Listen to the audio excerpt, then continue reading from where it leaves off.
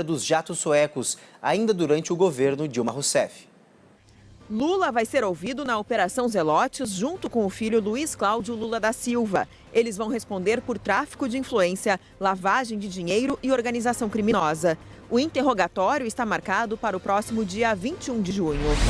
O ex-senador pelo PSDB de Minas Gerais, Clésio Andrade, foi condenado a 5 anos, 7 meses e 15 dias de prisão pelo crime de lavagem de dinheiro no Mensalão Tucano. Atualmente, ele é presidente da Confederação Nacional do Transporte. Clésio divulgou uma nota afirmando que vê a condenação como injusta, absurda e contraditória.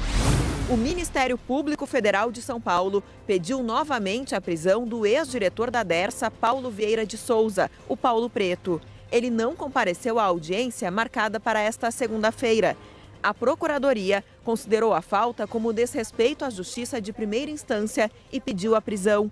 Paulo Preto ficou preso durante 36 dias, até ser liberado na última sexta-feira por uma decisão do juiz do Supremo Tribunal Federal, Gilmar Mendes. A JBS voltou a lucrar depois de meses no vermelho. A principal empresa da família Batista registrou lucro de 506 milhões de reais no primeiro trimestre deste ano. O mercado brasileiro foi o maior responsável pela recuperação financeira do frigorífico. A popularidade do presidente Michel Temer se manteve estável nos últimos meses. É o que mostra a pesquisa da Confederação Nacional do Transporte, divulgada nesta segunda-feira.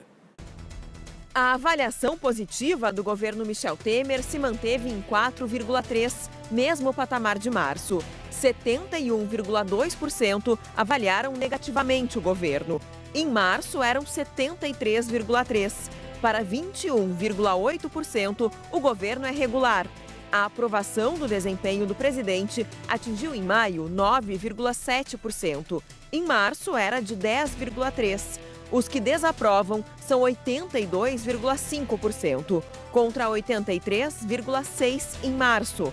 O levantamento, que foi registrado no Tribunal Superior Eleitoral, foi realizado entre 9 e 12 de maio e ouviu 2.002 pessoas. A margem de erro é de 2 pontos percentuais.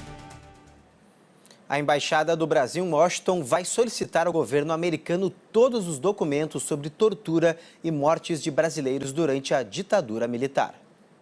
O Ministério das Relações Exteriores acionou a embaixada para atender a um pedido de Ivo Herzog, filho do jornalista Vladimir Herzog, torturado e morto na prisão durante o regime militar. Na semana passada, a CIA, a Agência de Inteligência Americana, divulgou um memorando de 1974, afirmando que o ex-presidente Ernesto Geisel autorizou a continuação dos assassinatos de presos políticos perigosos e contrários ao governo. O documento revela que 104 pessoas haviam sido executadas até então. E a primeira-dama dos Estados Unidos, Melania Trump, foi submetida a uma cirurgia nos rins. Segundo um porta-voz do governo americano, o procedimento para a retirada de um tumor benigno foi um sucesso. A informação foi confirmada por Donald Trump pelo Twitter. Após a publicação, o presidente deixou a Casa Branca de helicóptero para visitar a mulher. A primeira-dama e ex-modelo de 48 anos deve ficar no hospital até o final da semana. Melania é a terceira esposa de Trump, com quem tem um filho de 12 anos.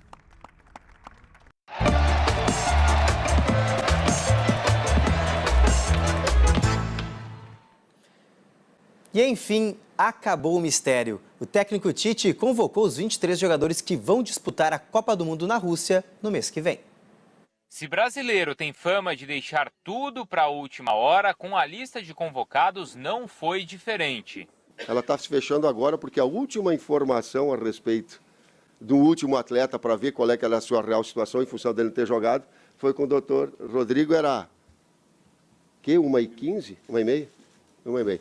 Aí foi a hora que foi fechado. Mas não foi por preguiça, foi dúvida mesmo. Respaldado, seguro e com uma expectativa muito grande, tal qual uma série de vocês, mas vamos direto. Os 3 goleiros são Alisson da Roma, Ederson do Manchester City e Cássio do Corinthians. Laterais, Danilo Manchester City, Fagner Corinthians, Marcelo Real Madrid e Felipe Luiz Atlético de Madrid. Zagueiros Miranda, da Inter de Milão, Thiago Silva e Marquinhos, do PSG e Jeromel, do Grêmio. Meias, Casimiro, Real Madrid, Fernandinho, Manchester City, Fred, Shakhtar Donetsk, Paulinho, Barcelona, Renato Augusto, Beijing Goan, Felipe Coutinho, Barcelona e William, Chelsea. E os atacantes Douglas Costa, da Juventus, Roberto Firmino, do Liverpool, Gabriel Jesus, do Manchester City, Neymar, do PSG e Tyson, do Shakhtar Donetsk. É uma seleção cascuda, ou como Tite prefere, consistente. A média de idade dos atletas é de 28 anos. 6 jogadores estiveram na última Copa do Mundo e 14 acabaram de conquistar campeonatos nacionais por seus clubes. Se Tite ainda lamenta a ausência de Daniel Alves, conta com a melhor forma de Neymar. Em cima de um grupo forte, as individualidades aparecem. Nós vamos ser muito mais forte tendo o Neymar bem, porque ele é diferente. Ele é top 3. Mas para ele estar bem, a equipe tem que estar sólida. A seleção brasileira terá 27 dias de preparação dividida em 3 etapas. A primeira começará na próxima segunda-feira, na Granja Comari, em Teresópolis. Dia 27, todos os jogadores viajarão para Londres, rumo a mais uma fase de treinamentos. No dia 3 de junho, o Brasil jogará um amistoso contra a Croácia em Liverpool. Uma semana depois, enfrentará a Áustria em Viena. No mesmo dia, a seleção vai viajar para Sochi, na Rússia, onde ficará hospedada até a estreia, dia 17 de junho, contra a Suíça em Rostov. A lista está pronta. O Brasil é um dos favoritos, sim. Mas com espaço para discussões. Afinal, é difícil agradar mais de 200 milhões de técnicos brasileiros. Teve a mãe que eu soube de uma pessoa próxima, que ela disse assim, como é que a cabeça do Tite está? Aí disse que ele perguntou, mas por que você faz essa pergunta, mãe? Disse sim, porque se ele ouvir cada programa esportivo, cada narração, cada torcedor, e ele vai ter que convocar uns 70, 80 para a seleção. É como eu estava me sentindo. E olha, gente, depois da angústia, o alívio. Por isso, o anúncio dos nomes foi motivo de muita festa para familiares e amigos dos jogadores convocados. Abrindo caminho no varal, lá vem o seu ninho para receber os pais do Paulinho, do Barcelona. Dona Érica e seu Marcos vieram ver a convocação na casa de um velho amigo. Ô, filha, saudade, viu? Tudo bem, Ninho? Tudo bem. Que bom, hein? Pode entrar aí, cadê nossa aí? O Ninho é o primeiro professor do Paulinho no futebol de campo e vive cercado de garotos em busca de sonhos, como o Paulinho alcançou. Por isso, os pais dele vieram hoje passar esse dia especial nessa casa, que dá para ver pelos troféus aí, é uma casa de quem gosta muito de vencer. A conversa entre eles deu lugar ao silêncio quando o Tite começou a falar. Aí foram 14 nomes até... É sempre uma emoção, é que nem eu tô falando pra você. Tá bom, mas seca as lágrimas e dá parabéns pro filhão. Oi, filho, tudo bem? Parabéns, acabamos de assistir a convocação. Que respondeu na hora. Graças a Deus deu tudo certo. Estamos em mais uma. Um beijo, te amo. Felicidade que se espalhou pela vizinhança. Aliás, emoção também na Zona Norte. Descendo a rua aí, a feliz mamãe de Gabriel Jesus, do Manchester City. Muito feliz mesmo. Ele merece, meu filho, porque ele lutou para estar onde ele está. No Paraná, a comemoração ficou por conta de uma família de Londrina, a do Fernandinho, também do Manchester City. Hoje saiu lá o nome dele com aquela foto, para mim foi o melhor presente do Dia das Mães. E se há um motivo para fazer alguém vibrar mais ainda, é aquela dúvida no ar. Tipo, quem vai no lugar de quem saiu dos planos da seleção de última hora e agora está no time da torcida? Vamos ficar na torcida, não podemos sair dentro ajudando, mas vamos ficar na torcida desde fora. Não pela lesão do Daniel, lógico, mas pela convocação do Fagner. Uma família corintiana dando pulos de alegria. E ele estava ali no fundo da sala. Olha que bonito isso. E que tal mais uma família alvinegra feliz por vestir amarelo? Segura essa, Cássio! E até na Venezuela tinha gente eufórica com o momento. O Grêmio tá lá para jogar a Libertadores e lá está o zagueiro Jeromel. Dia especial esse, quem sabe o primeiro de muitos outros. Que a alegria dure até o fim da Copa da Rússia, de norte a sul do Brasil. É o Jardim Peri!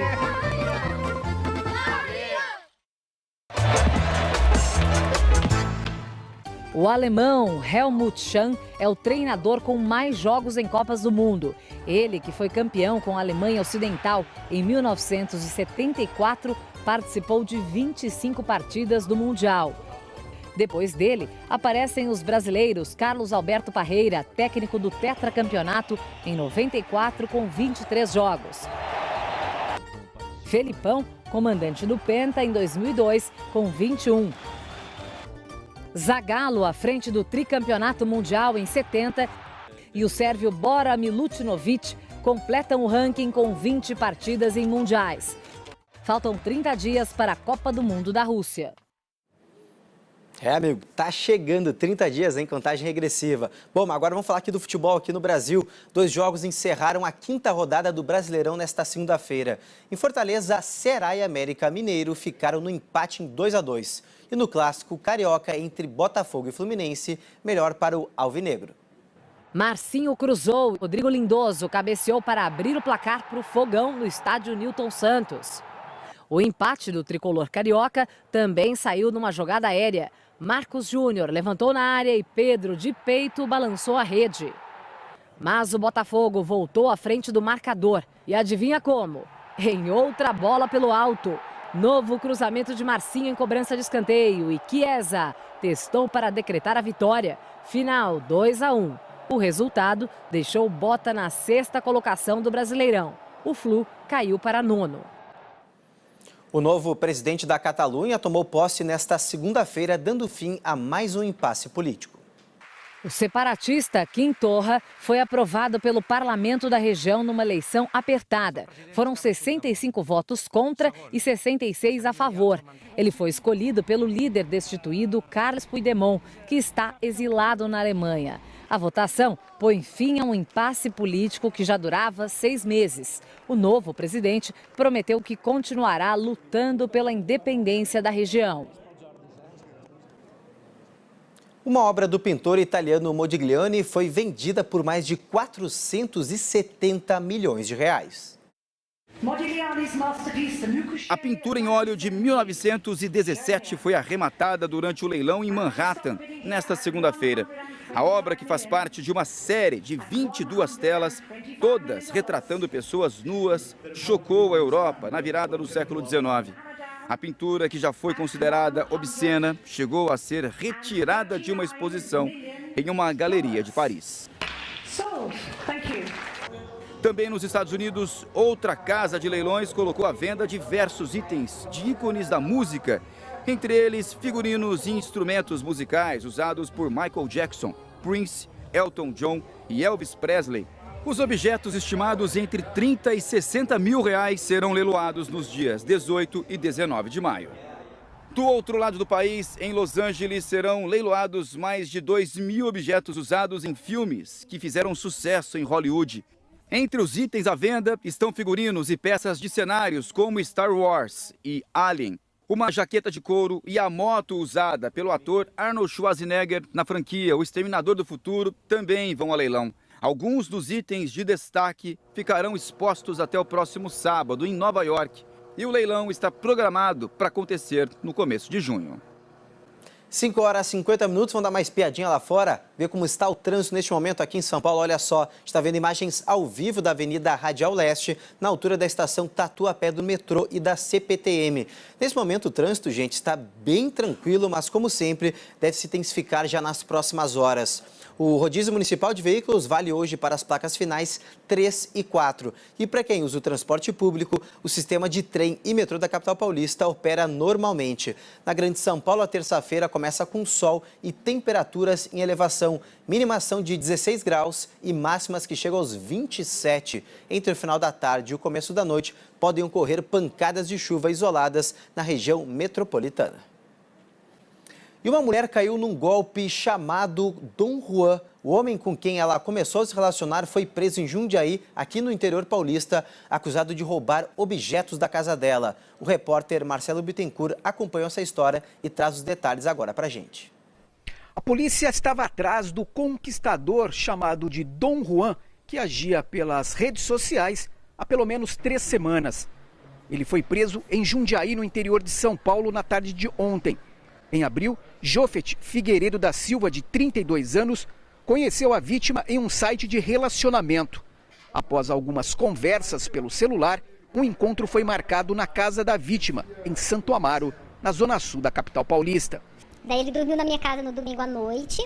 Na segunda de manhã ele mudou de ideia, que o combinado era de manhã eu sair para trabalhar às 7 e ele sair junto comigo. Aí ele falou que estava de folga, se ele podia ficar na minha casa mais um dia. Enquanto estava na residência, o golpista ligou para o irmão e os dois roubaram eletrodomésticos, computadores, celular e roupas. O Dom Juan foi preso quando saía de uma empresa em Jundiaí. Na casa dele, onde mora com a esposa e o filho de 5 anos, partes dos objetos furtados foram encontrados. O irmão que participou da ação permanece foragido.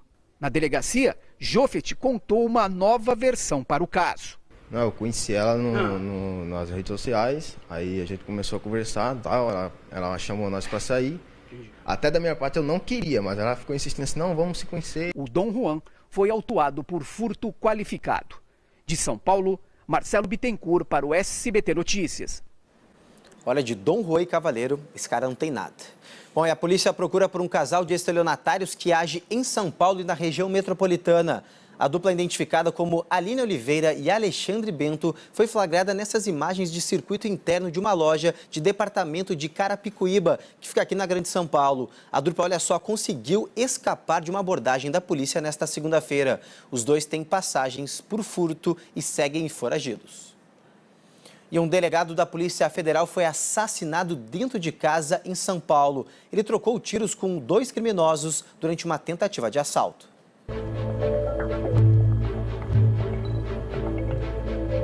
O Morumbi, um dos bairros mais luxuosos da cidade, amanheceu cercado pela polícia. De acordo com os investigadores, o delegado Mauro Salles tinha descido para tomar café da manhã quando viu 2 assaltantes dentro de casa. Ele já estava armado com a sua pistola funcional, então ele reagiu e ali então teve a primeira troca de tiros envolvendo o delegado e um dos marginais. Mauro foi atingido por 3 tiros no peito. A mulher dele, que é médica, prestou os primeiros socorros. Quando eu cheguei, ele já estava inconsciente. Eles estavam tentando, eu acho que é reanimação, né? Fazendo aquela massagem no coração. O delegado chegou a ser levado com vida para o hospital, mas não resistiu. O criminoso que atirou também foi baleado na troca de tiros. Renato Pereira, de 32 anos, foi o primeiro a ser preso. Rubens dos Santos, de 34, foi detido na sequência. Os assaltantes invadiram a casa do delegado na manhã desta segunda-feira, depois de passarem a noite escondidos no imóvel ao lado, que está vazio e foi colocado à venda, porque o proprietário está cansado da violência no bairro. Foram 5 assaltos à mesma residência. Medo, realmente medo. As pessoas às vezes não acreditam. Antônio Carlos chegou a deixar um bilhete na porta de casa. Ele avisa que as câmeras de segurança continuam funcionando, mesmo com a casa vazia. Apenas no primeiro trimestre deste ano, o Morumbi registrou 362 roubos, uma média de 4 casos por dia. Em nota, a Polícia Federal lamentou a morte de Mauro Salles, que atuou como delegado por 32 anos. Os 2 assaltantes tinham antecedentes criminais. Renato Pereira foi beneficiado pela saída temporária de Dia das Mães e estava na rua desde sexta-feira. Bandido pode tudo e a gente não, entendeu? Quer dizer, a gente está preso. Especialistas em segurança pública consideraram correta a conduta da policial que atirou e matou um assaltante na porta de uma escola na Grande São Paulo. Mas, por outro lado, criticaram a exposição política dada a ela no episódio. A policial que recebeu flores do governador de São Paulo contou como agiu no momento crítico. Na hora eu pensei que eu tinha que ter atitude, a gente é preparado para isso, pensar muito rápido. A minha preocupação na hora foi que a minha intervenção fosse de maneira mais próxima a ele, porque tinham crianças correndo, cessar a agressão dele, de forma que não machucasse ninguém. Para este especialista, a ação da policial seguiu à risca o treinamento e foi tecnicamente correta. Segura a mão, dá 2 tiros no tórax do adversário. Por que no tórax e não na perna? Porque na perna é provável que você não acerte. Por que 2 tiros? Porque você pode errar um. O criminoso tentou render esta mãe, que aparece apressada na imagem. Ela avisa do assalto. O bandido sai de trás do carro, aponta a arma e vai em direção à mulher e ao porteiro. 5 mães fogem com os filhos. O ladrão revista o segurança. A PM reage, o assaltante dispara e é baleado no peito. A policial se afasta e em seguida chuta a arma do assaltante, que fica no chão. Ela larga a bolsa e aponta na direção dele. O ladrão tenta puxar a perna da policial, que rende o homem com o pé e ainda liga para o 190. Se por um lado a reação da policial militar não foi questionada, o mesmo não pode ser dito sobre as declarações do governador de São Paulo, Márcio França. Os especialistas em segurança pública condenaram a exploração política do caso. A gente tem que lamentar quando faz um uso político de uma situação dramática como essa, em que um policial é exposto. O que não pode é ter homenagens quando há uma morte envolvida. Por mais que tenha sido uma morte decorrente de uma ação legal, tecnicamente perfeita. O policial, como eu disse, ele tem que estar preservado. A farda dele é a extensão da bandeira de São Paulo. Não pode atirar contra o policial, não pode agredir um policial, porque você está sujeito a um risco desse. O fim de semana teve mais um assalto que levou à reação de um policial. Um bandido invade uma farmácia em Guarujá, litoral paulista. Ele aponta a arma para os clientes, que se escondem entre as prateleiras. Este homem de camisa branca é um PM. Ele saca a arma. Quando o criminoso mira, ele atira e mata o bandido. As imagens provam, mais uma vez, o descontrole da violência em São Paulo, principalmente dos crimes de roubo. Policiais também são vítimas dessa realidade. Nos primeiros 4 meses do ano, 29 foram assassinados.